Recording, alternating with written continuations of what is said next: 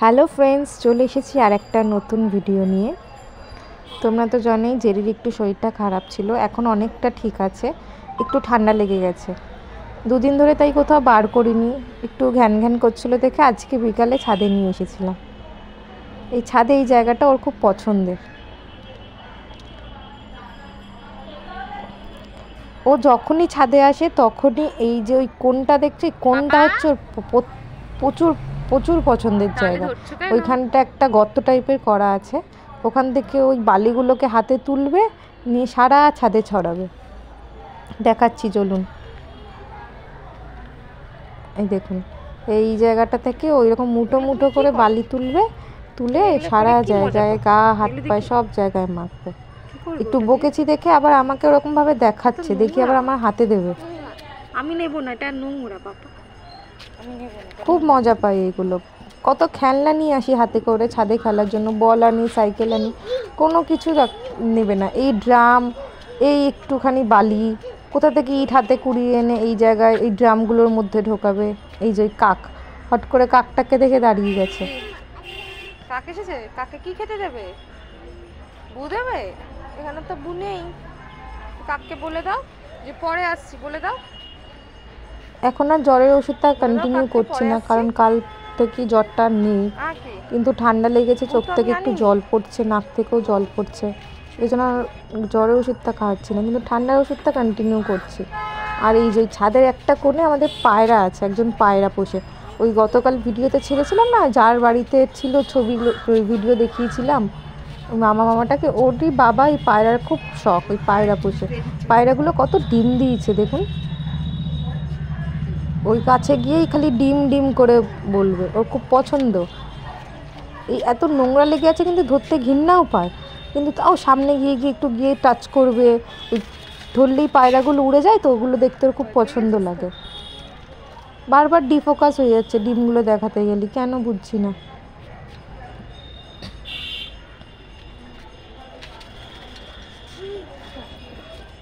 মজা পায়, একটু টাচ করলেই পায়রাগুলো উড়ে যায়, আর ও খুব মজা পায়। আজ সারাদিনটা ছাদেই কাটিয়েছিলাম। ছাদে অন্যান্য সময় বাচ্চাগুলো আসে, আমাদের বাড়িতে টোটাল 4-5টা বাচ্চা আছে, ওরাই ছাদে আসে, ওর সাথে বেশিরভাগ টাইমটাই কাটায়। কিন্তু এখন সবাই তো একটু বড় ওর থেকে অনেক, একজন ক্লাস 7-এ পড়ে, দুজন 6-এ পড়ে, একজন 3-তে পড়ে, তো সবারই পড়াশোনা থাকে। তো ওকে যখন এনেছিলাম তখনই বিকেল 5টা মতো, তো এই কারণে আর কেউ বাচ্চা সামনে ছিল না, ও একা একাই খেলছিল। এর জন্য খেলনাও এনেছিলাম, 2টো বল, একটা সাইকেল নিয়ে উপরে এসেছিলাম যে খেলবি। ওই যে ইট কুড়াবে, বালি ধরবে, এইসব করতেই ও ব্যস্ত, খেলনা সহজে ধরতে চায় না। আর চলুন আপনাদের একটু ভিউটা দেখিয়ে নিই ছাদের আশপাশ থেকে। আমাদের বাড়িটা হচ্ছে একদম রোডের উপরেই, মানে একদম রোডে, তো এই কারণেই প্রচুর গাড়ি ঘোড়ার আওয়াজ এখান থেকে শুনতে পাবেন। আর দূরে সূর্যটাকে আমি একটু জুম করে দেখালাম, একদম সূর্য যখন যাবে সেই সময়তেই উঠেছিলাম।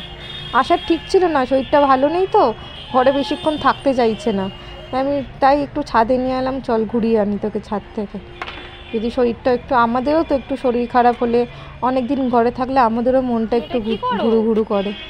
আর এই যে এটা হচ্ছে পায়রার জল খাওয়ানোর ড্রাম আছে, যত রাজ্যের নোংরা জিনিস ওখানে গিয়ে গিয়ে ধরবে। কি আর করবো, মানা করা সত্ত্বেও ধরবে, বকা তো এখন দেওয়া যাবে না, কি আর বুঝবে বকা, তাও বারণ করি। ওই যেটুকুনি ধরে নিচে গিয়ে একদম টিস্যু দিয়ে ভালো করে হাত পাত মুছে তারপর ধুয়ে দিই। আনলেই ছাদে আনলে এইগুলো ধরবে, কিছু তো করার নেই। আর বাবুয়াকে ডাকো তো দেখি, জেরি, ও জেরি তাকা, বাবা তাকা, এই দেখ, ইস, একটু বাবুয়াকে ডাক, বাবুয়া খেলতে আসবে, ডাক একটু বাবুয়াকে। কি খেলবে বুঝতে পারছি না, যাই ধরছে তাই তো বলছি, ধরে না, এটা ধরে না, ওটা ধরে না। তাই এবার এটা একটা সামনে একটা লাঠি টাইপের পেয়েছে, রড দেওয়া, ওগুলো ধরে ধরে ঝুলবে। এখানেও এসে আমি বারণ করছি, এটা ধরে না। ও বেচারা আর কি ধরবে, তাহলে আবার একটা ড্রামের পিছনে ছুটবে।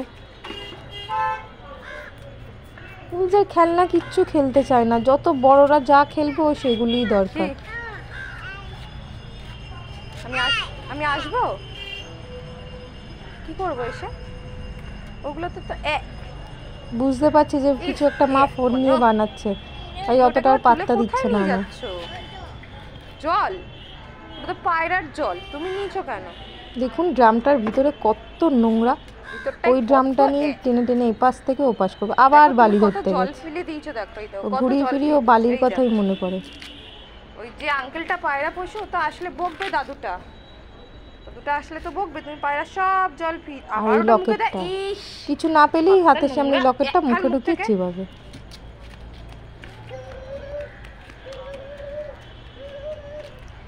বেশিক্ষণ ছাদে থাকবো না, কারণ পরন্ত বিকেল হয়ে এসেছে।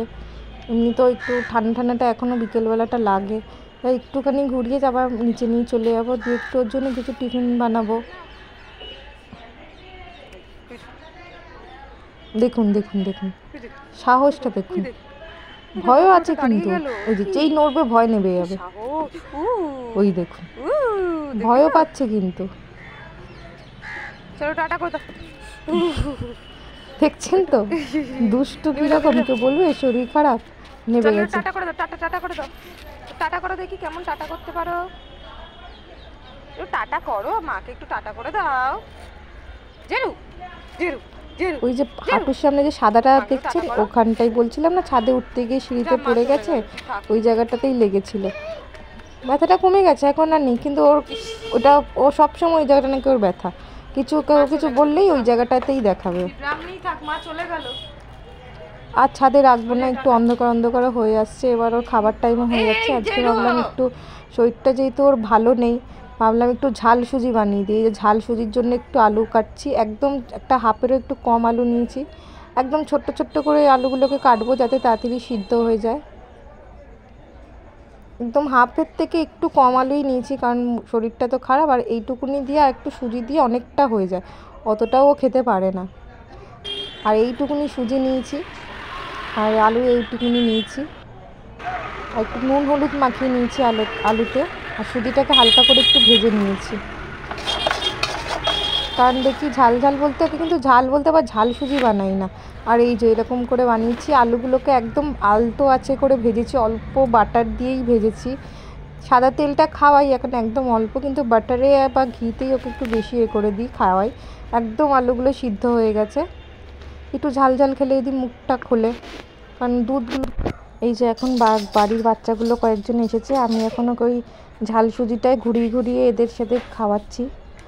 চলুন ভিডিওটা তাহলে এখানেই শেষ করছি। এখন আবার ওকে খাওয়ানোর পালা, তো পরে আবার একটা ভিডিও দেব, ভিডিওটা অবশ্যই লাইক করে দেবেন। টাটা।